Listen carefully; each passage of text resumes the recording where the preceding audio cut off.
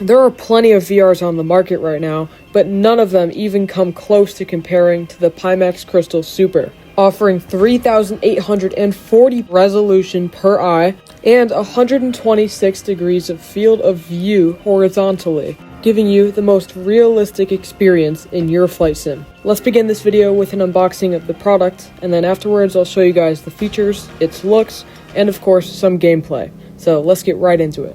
The product comes in a very big and neat looking box, and it does look very organized without even opening it yet. When you originally get the package, there will be another sheet of the same material the box is made of once you open the box, but I did not have that in there for the purpose of this video. So when I opened it, you will see this little card which tells you about the product and a link that you can scan. And then of course you will see the product surrounded by a bunch of styrofoam. Connected to the product, of course, you do get the cable and then an additional cable that will plug into the wall later on. As you can see in this video, the VR does have some amazing padding all around the headset. Some other VRs very lack in that field and they don't feel very comfortable on your head, but the Pimax Chrystal Super supports your whole head to make it feel nice and comfortable. Now let's go ahead and take a look at some of the cables you get. Of course, you have your USB 3.0, which will go into your computer's USB 3.0 port. And then connected to that by a little station hooked up onto the middle of the wire is your display port. This is right next to your HDMI port on your computer and plugs into your graphics card, and it is essentially there so that the VR can see the video feed that's coming from your monitor and display in the headset. Of course, along with that, you also do have a plug that plugs into the wall to provide the VR with extra power. Since it is an extremely powerful VR, it requires a lot of power. And for the sake of this video, I also took off that little protection and cushiony part of the VR to show you what the inside looks like. Of course, like any regular VR, you will have two circular display screens for your vision of the screen, and that is about it. And if you accidentally did pull off that little protective casing, well, the cushiony protective casing, you can snap it back in as shown here. It is a very simple process, although you do have to apply a little bit of force. It's not too much, and it just snaps right in. As I mentioned before, the VR itself is very cushiony and very protective for your head, having padding all around your face from your forehead all the way to the bottom of your face. It's surprisingly very comfortable to wear, seeing how heavy the VR actually is, but Pimax did a really good job giving that a good feature. Let's move on now to some gameplay where I show a variety of different aircraft with the VR, its performance, and how it really looks if you were to purchase this VR for yourself. Starting off now with the Draco X in Microsoft Flight Simulator 2024. Right away, the graphics look amazing and everything just looks so much bigger. Obviously, when you're in VR, it feels a lot more three-dimensional than when it does when you're staring at a flat screen. Even if it's a curved monitor, everything just feels smaller than usual and it just really doesn't feel realistic at all. But if I were to look out my window in the aircraft or anything like that, it would really make you feel like you're actually flying. The one downside to this is that you cannot see your hands or body or anything in Microsoft Flight Simulator.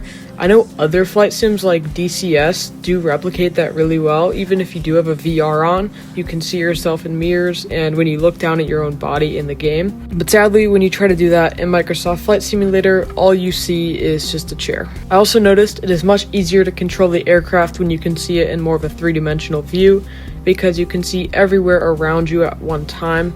And you can look around to see different perspectives of how high you are, your airspeed when you're stalling, and just other things like that. Let's move on now and fly the Extra 450.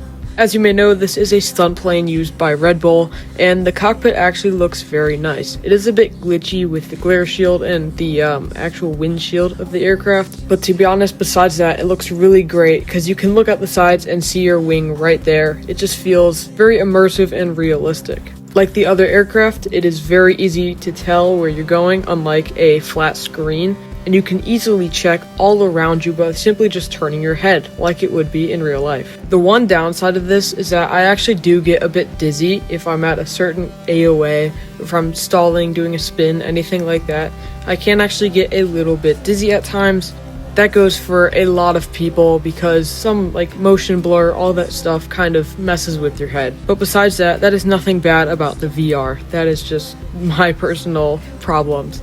But besides that point, it is also a very great experience in this aircraft, as it will be for all of them. Moving on to our final aircraft, the fly-by-wire A32NX. I was actually a little bit surprised with this and disappointed because on the takeoff roll, it did start to lag a little bit, and it was weird. It started to get glitchy. I believe that's just because the aircraft trying to load in, all the aspects of it are loading in, because after about 10 or 20 seconds of lag, it went perfectly smooth, running about 60 plus FPS.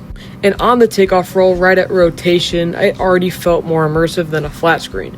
All I fly usually on Flight Sim is the A32NX, and I've gotten to know the systems very well and noticed that it is kind of annoying seeing that it doesn't really feel realistic pulling up or doing anything like that. But the very second you get into a more three-dimensional environment where you can actually see your surroundings clearly, it feels more realistic and it kind of feels like your joystick you're using has more tension. Though nothing physically changes, it's more about the mindset and what your mind notices. Let's move on to the final part of the video where I discuss my final thoughts on this product.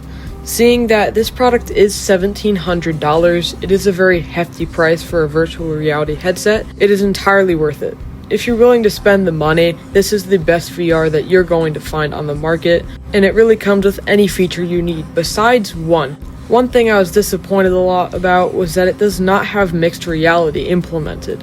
You can of course use a camera as a webcam and use that as mixed reality, but if you try to do it on this headset, it comes out blurry and black and white. But besides that, for normal VR use, this is obviously the best one that you're ever going to find on the market, and the company itself makes really great products. They're focused on sim racing and flight simulation products, specifically VRs, and I'd like to thank them very deeply for sending me this product to review.